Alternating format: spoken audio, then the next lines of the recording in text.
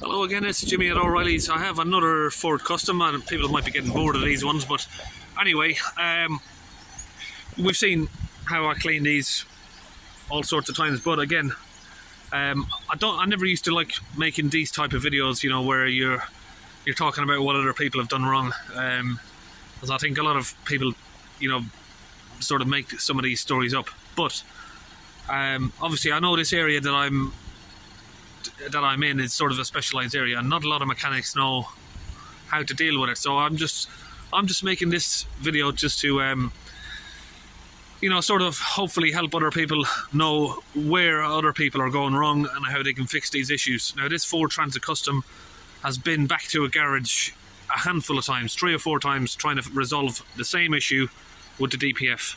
So I haven't really looked at it yet, but I've got a very good idea about what's wrong with it. Engine service now, and then it says DPF filter full. You get another message come up. Let's have a look. There, exhaust filter over limit. So each time he's had it back to the garage, within a couple of hours the message comes back up. So he's just going around in circles basically. So I've just got this ready. Haven't done a code search on it yet, so we're just really setting this up.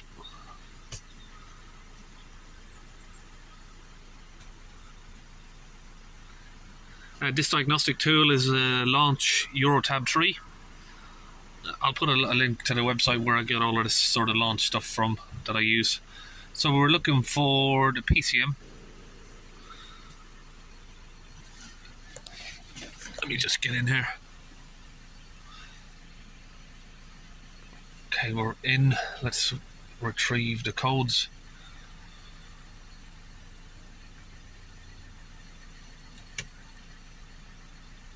Okay, so we've got a cylinder 1 glow plug circuit fault. Now, I'd always just recommend replacing those anyway, but on almost any vehicle, your glow plugs will affect the DPF. Now, there is a bit of debate on Ford Transits whether or not glow plugs do, because yes, I have seen, you know, Transits that have had glow plug faults and it hasn't affected the DPF. But I think once you've got more than a few glow plug faults, because obviously these Ford use a vaporizer system instead of you know, the glow plugs and using your injectors to heat up the DPF, to use the vaporizer system. But what I think happens with the glow plugs is once you've got 3 or 4 glow plugs out, your engine isn't combusting the fuel properly, which is leaving, you know, unburnt fuel get into the DPF, and after some time it will overwhelm the DPF. So I always do recommend changing the glow plugs, whether or not it you know, they're used during the vehicle's own regen process or not. I think, you know, it's, if your glow plugs aren't working, your glow plugs work not just to start the vehicle, they work all the time when you're driving it, and especially during a regen. So, but that, we're not really concerned about that one right now. Anyway, that's code straight away, which I've seen 100 times. P244C. Temperature of the particle filter is too low. Now this has been back to a garage 3 or 4 times, and the guys just didn't know how to fix it. But I'm sure if you just Google that code, you'll see plenty of my videos on how to do it. But you know, some guys are a bit old-fashioned and they don't even use phones, I suppose. They don't Google stuff. Okay, so if we go to data stream for that, this is going to be the cause why his problem keeps coming back. Now, the vehicle has just driven maybe 150 miles to get to me. It's hot. It hasn't been switched off yet. I've literally it's just pulled up and I've just jumped straight in. So you can see the exhaust gas temperature there is only at 115 degrees. Hold it up at 3000 RPM. I'll give it some revs, up and down.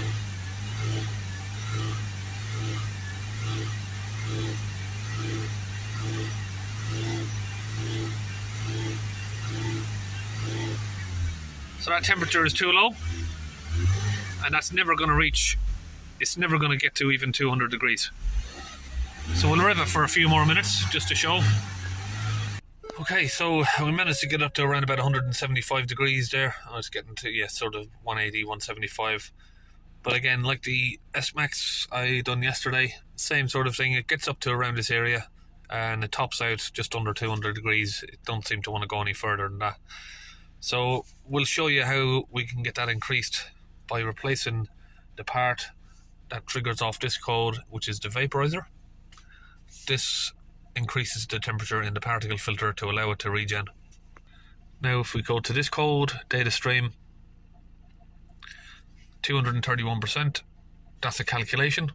That's not a live reading of how blocked the DPF is. Go back. What else have we got? Force limited power. So that just gives you the clutch and accelerator.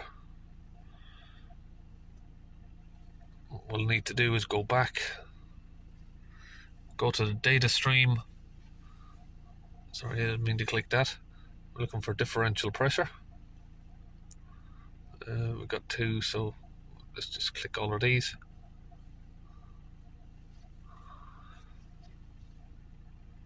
Oh, why is the pedals coming up? Let me just go back and clear off of those. Okay, so here we are. We have the exhaust differential pressure there, 49 or 50 HPA, which is millibars. Now, this is for a vehicle that's been cleaned yesterday. They've apparently cleaned the DPF yesterday. Maybe perhaps they have done a good job on cleaning the DPF, I can't say. But without a working vaporizer, that's going to happen within a short period of time. Now that number there, that should be under 10, and ideally as low as possible to 0. I like to get it around 5 or 6 if I can, but under 10 usually is a struggle on these transits to get it down there, because they are a cheaper type of DPF. I've got different types of DPF, and these ones are a corridor light DPF, so they get damaged at a lower temperature. So we're going to go back. We'll get out of here now and we'll go under the van and see if we can hopefully remove this vaporizer. Okay, so we're now under the van here. If we come through here, up there, let's see. Sorry, I can't see the screen too well. Where are we? We're just about there. That's where we have the vaporizer, right there. So we need to get that out. So I'm just getting some heat on the bolt. Okay, I have now broke that loose, and I will say that maybe I'm making it look a bit easier than it is. That is very difficult to get that out. Okay, so we used some heat on that. We had to get that glowing red to get it off. And what I've also done is right up through the middle of the chassis, I've got this bar that I just get on the tread, and I give it a few smacks of a hammer just to shock it and get it loose. And that's not to loosen it, but that's just to shock the metal and then open it up with the spanner. So hopefully this one looks like the thread has come out in one piece, so hopefully the new one's going to go back in quite nicely. Okay, we've got a new one here. I've got a couple of these transits to do today, so I've got another spare one there as well for the next one. And these are brand new vaporizer there. They come out usually just under a couple £100, but genuine Ford ones, I think, sort of 350 to 400. So again, I'll show you same process as I've done in loads of other videos. This is the old vaporizer here. I've got it connected up to a MIDI vac, and if we squeeze the trigger, you can see the pressure rises up. So that should not happen. We shouldn't get any movement on the gauge, and I'll show you the new one to compare it. So this is just an old hose that I use. I've keep that for testing, taking it from an old vaporizer. Got that connected up to the brand new one there. Now if we squeeze the trigger, we should see no movement. Just like that. That's how it should be. If you've got any movement at all, even the tiniest amount, that vaporizer is no good. So now we'll get the new hose back onto the new vaporizer. You can see there, these come with some ceramic grease on the thread. We'll get this installed. Okay, so we've fitted the new vaporizer now. We've just tightened it up, and there she sits, just up there. So down here you got the plug for it that just plugs in, and then you got the fuel rail there where it just plugs into that. Okay, so now the vaporizer's in, I'm going to clean the DPF before we start the vehicle up. I'm going to fill it with some fluid. I'm going to use this Milwaukee compressor here. I've got a launch DPF gun. Again, that's the same website that I buy the diagnostic tool from, and you got the launch particle filter cleaning fluid. Put the link to the website in the description of the video. So what I'm going to do is use half of this bottle in here, and I'm going to fill the other half up with some water. Now this is a highly concentrated fluid, so you can water it down and the water will help it oxidize and help it foam up a little bit more. So just put the rest of it in there. This is just a half a bottle, so I used one half of this on the last vehicle and one half on this, so you can get 2 vehicles out of one bottle. Depending on the vehicle, sometimes I'll use a second flush and use a full bottle on the one vehicle, but on most vehicles you can get away with using a half a bottle. And that's it, just fill it up there, the rest with some water, and you can see there straight away when you put the water in, it makes it sort of bubble up. And we're back under the vehicle here. You can see there, that's another item that the other garage has changed there. They changed the temperature sensor not so long ago. We're going to now open the differential pressure hose here. Just use the trim tool there to push that off without ripping it. What I use there is just a little piece of fuel hose just to connect it on, connect my DPF gun up to it, so it makes a tight seal there. And that's it. If we can just pull the trigger now and get the fluid in, I'll just go up along there directly into it.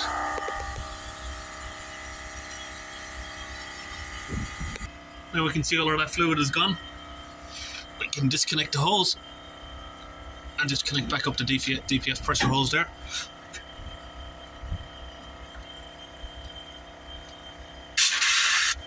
Oh, there's a lot of pressure in there, so just hold that closed for a minute just to let it settle down. Now you usually know the DPF is quite blocked when you see that. What's happening here is the fluid has got nowhere to go and it's pressuring back out. So yeah, it's calmed down a bit now, but that's how you know the DPF is quite blocked, because it's struggling to squeeze past, squeeze through the DPF, and the amount of pressure that was built up in there you could see. Okay, we're back in the vehicle. Now I'm going to start it up.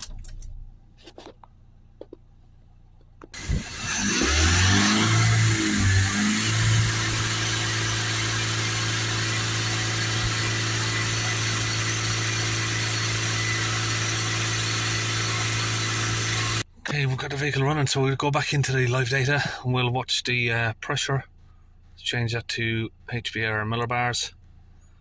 And so there we are, 55 millibars or HPA. So we'll hold that up to 3000 RPM ish and see how much we can get the readings to drop.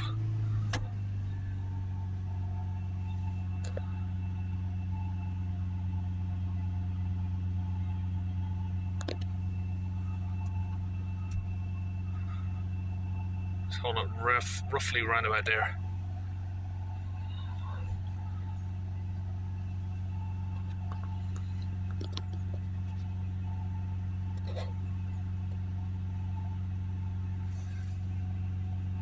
I think while we're watching this, I'll tell you a little bit of a story, yeah?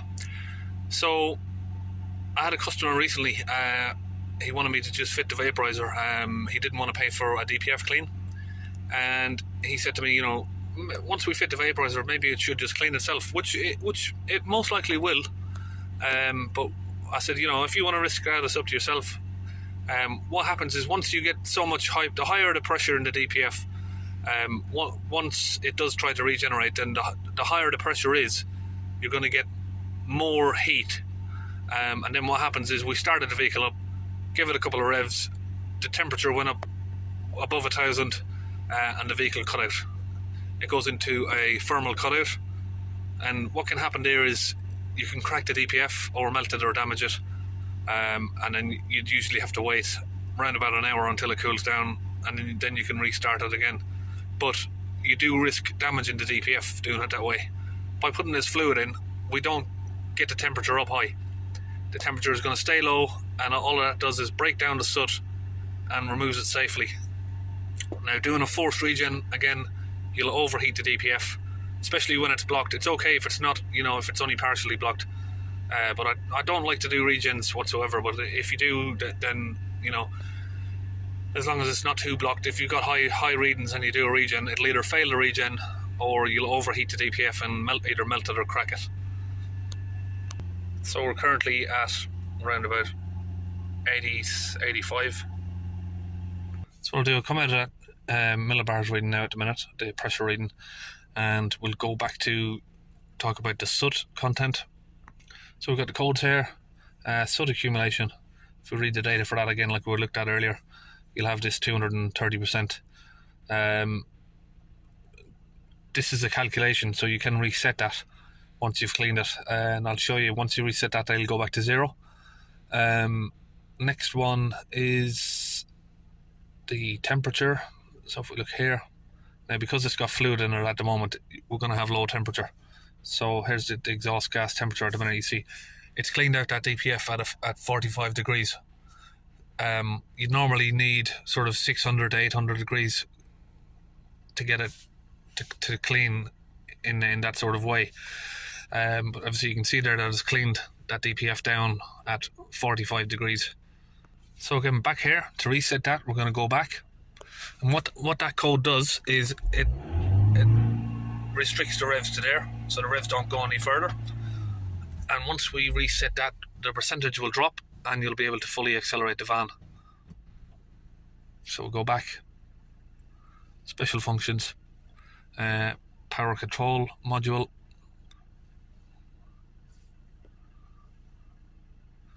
Sorry, no, we didn't want to do this one. Cancel, not the vaporizer prime, don't want to do that yet. Well, I suppose it doesn't matter which one you do, either way around, but what we're talking about here is resetting the particle filter learned values. So I'm just going to switch the engine off, ignition on. It just tells you there it's dangerous to reset this if your DPF is still blocked.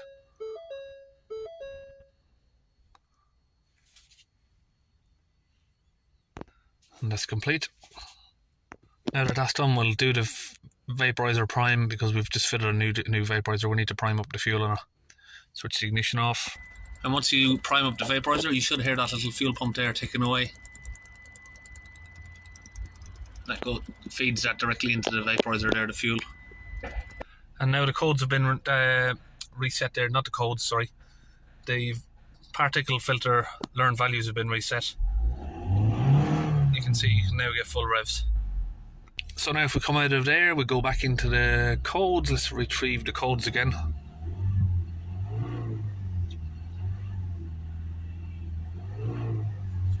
And now if we go to this one here for the temperature, and we read that temperature, we should be able to get that temperature up way higher than it was. And now you can already see there, exhaust gas temperature is at 325 degrees. Obviously we just had the ignition off, so it's cooling down. So you can see there from that reading there, if it goes above sort of 760, that's when the van will cut out and you go into like a thermal cutout. You can see there the temperature increases straight away once you've got the vaporizer working. So now that will allow us to clear these codes, and they should now stay away. If you clear these codes before, they'll come back within a few seconds or a few minutes. Now those codes will stay gone. And again there you see when you reset the DPF, they go back to 0, the percentage of soot. And now the exhaust pressure, HPA there, 4.2. So you can see that's a very good result there. We've got the readings down to 0, which is just a reset. You can't really take notice of that. But once you got the pressure low enough, you can reset that to 0, and the van can then, calculate properly. If you got this full and you reset that, the van is going to be a little bit confused. You can see there, like the van's been idling now for a few minutes. No lights on. And you can see the temperature there difference, like I said, on the exhaust gas temperature. 255, 4 millibars of pressure, or HPA, hectopascals, whatever you call them. That's it. That's about it. But we'll check what is always a common thing on these transits. Hang on a minute. I'm typing in thermostat, sorry, coolant. Engine coolant temperature. So the thermostat on these is common to have issues. So you can see there now on this the vehicle's idling for a few minutes, the thermostat is holding up around 90 degrees, 92 degrees. If that is not reaching this sort of area, you're going to keep having repeated DPF issues. So I've seen some of these, where they don't go above, like for instance, yesterday I done an S-Max, the temperature wouldn't go above 75 degrees. Now, this seems to be one of the other items, again, that people sort of bypass. They keep having the DPF cleaned, they don't know what the problem is. Engine coolant temperature needs to be reached to optimal temperature before the DPF will self-clean. Sorry about my voice, I've got a bit of a blocked nose, I don't know if it's hay fever. So there, once again, coolant temperature there is reaching a nice temperature. It's still lower now, it's just gone down to 3.6, 3.8 on the DPF pressure. Temperature is nice, everything's working as it should, vaporizer is now working as it should, exhaust temperature is getting high. Not going to have any more fault codes that are related to the DPF anyway. There you go. And I'll just show you now a quick little couple of items that the other garage has been doing wrong.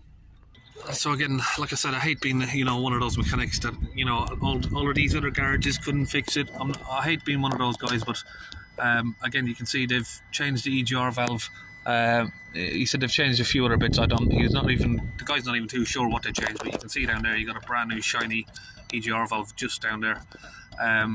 They've changed a few other bits and pieces. They've been back 3 or 4 times to the garage, and within a very short period, on his way home, basically the engine light comes back on again. And it's a pretty common issue, as you can see. This is just what I've just piled up on the floor in the last few days.